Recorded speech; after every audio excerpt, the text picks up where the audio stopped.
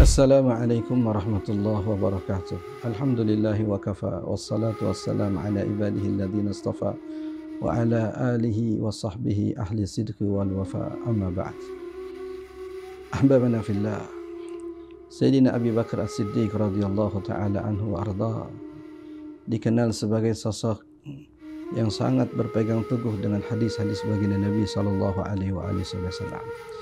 Diriwayatkan oleh Al-Imam Al-Ibnu Jauzi rahimahullah ta'ala, ketika Sayyidina Abu Bakar radhiyallahu ta'ala pulang dari sebuah perjalanan, kemudian saat beliau memasuki rumahnya, beliau mendapati ada segelas air susu yang kemudian beliau langsung teguh karena haus dan karena laparnya. Ketika itu hamba sahaya Sayyidina Abu Bakar radhiyallahu ta'ala berkata kepadanya, "Wahai Tuan, kenapa Tuhan tidak bertanya terlebih dahulu kepadaku asal usul dari segelas air susu ini?" Karena kebiasaan Sayyidina Abu Bakar radhiyallahu ta'ala, beliau selalu mencari tahu asal sesuatu yang akan beliau konsumsi. Tapi kali itu karena memang ada di rumah beliau sendiri dan dalam kondisi sangat haus, maka beliau langsung meminum air susu itu. Lalu Sayyidina Abu Bakar bertanya kepada pembantunya ini, "Dari manakah gerangan air susu ini?"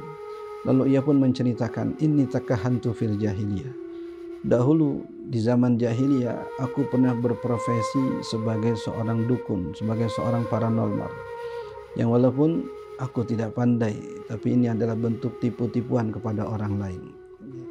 Ada seseorang yang karena penyembuhan daripada aku, kemudian ia tidak mampu membayar atau memberi upah, kemudian dia berjanji, seandainya aku mendapati upah, maka niscaya aku akan bayarkan kepadamu. Dan ternyata setelah sekian waktu aku berjumpa dengannya di pasar. Kemudian dia berkata, apakah engkau lupa kepadaku? Aku adalah orang yang pernah engkau sembuhkan. Dan ini adalah upah yang dahulu pernah aku janjikan. Itu, berikanlah segelas air susu itu. Itulah yang Tuhan tadi minum." Sayyidina Abu Bakar radhiyallahu ta'ala mendengar penjelasan daripada hamba saya itu, langsung memasukkan tangannya ke dalam mulutnya seraya berupaya untuk memuntahkan air susu yang telah terminum tadi itu. Saat itu orang-orang yang menyaksikan berkata, "Ya Abu Bakar, hampir-hampir saja engkau akan mengeluarkan nyawamu dengan caramu seperti itu." Sayyidina Abu Bakar radhiyallahu ta'ala mengatakan, "Seandainya pun nyawaku keluar sebab ingin mengeluarkan air susu yang berasal dari yang subhat itu, niscaya tetap aku lakukan. Karena aku pernah mendengar baginda Nabi SAW bersabda, kullu lahmin nabata min suhtin fannaru awla bih. Sungguh setiap daging yang tumbuh dari makanan yang haram, maka nerakalah yang lebih layak untuknya." Ahbabana fillah, hal yang sama pernah dilakukan oleh Al-Imam Al-Harits Al-Muhasibi rahimahullah ta'ala. Ketika ia menyaksikan ada seorang paruh baya mengikuti langkah seorang pedagang korma yang tercecer buah kormanya. Lalu diambil korma-korma yang tercecer itu tanpa dia kembalikan kepada si pemiliknya atau si pedagang korma itu. Alih-alih dia kembalikan, justru ia kumpulkan anak-anak kecil yang sedang bermain. Kemudian ia berikan mereka korma-korma itu. Al-Imam Al-Harits Al-Muhasibi yang ketika itu masih kanak-kanak menyaksikan apa yang dilakukan oleh orang ini. Ketika ia diberikan, ia menolak seraya berkata, "A'anta muslim? Duhai pamanku, apakah engkau orang Islam?" Maka paman ini atau orang ini berkata, "Kenapa engkau bertanya seperti itu?" Maka Al-Harits Al-Muhasibi mengatakan kepadanya, "At'amta auladan muslimina minal haram." Kalau engkau seorang muslim, mana mungkin engkau tega memberi makan anak-anak muslim ini dari benda yang haram. Ma'asyiral muslimin rahimakumullah. Inilah kisah Sayyidina Abu Bakar radhiyallahu ta'ala yang sangat menjauhkan sekali perkara-perkara subhat. Akhlak yang seperti inilah yang senantiasa menginspirasi orang-orang saleh sepeninggal beliau, sehingga kita dapati kisah-kisah itu di setiap zaman.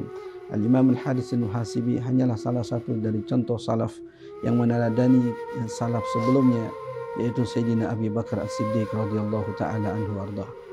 Ahbabana billah, ungkapan hadis baginda Nabi sallallahu alaihi wasallam, kullu lahmin nabata min suhtin fannaru awla bih, adalah landasan Sayyidina Abu Bakar melakukan apa yang beliau lakukan sampai hampir-hampir menghilangkan nyawa beliau.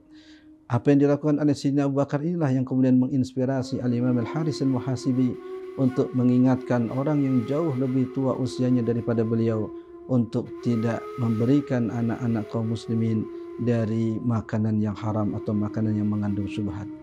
Habibana fillah, mudah-mudahan kisah ini menginspirasi kita untuk senantiasa menjaga makanan yang terjaga akan menjaga tubuh kita. Dalam ungkapan para salaf dikatakan, idza akaltal halal ata'at jawarihuka syi'ta am abaid. Jika engkau mengkonsumsi yang halal, maka anggota tubuhmu akan mudah diajak untuk taat kepada Allah Subhanahu wa taala.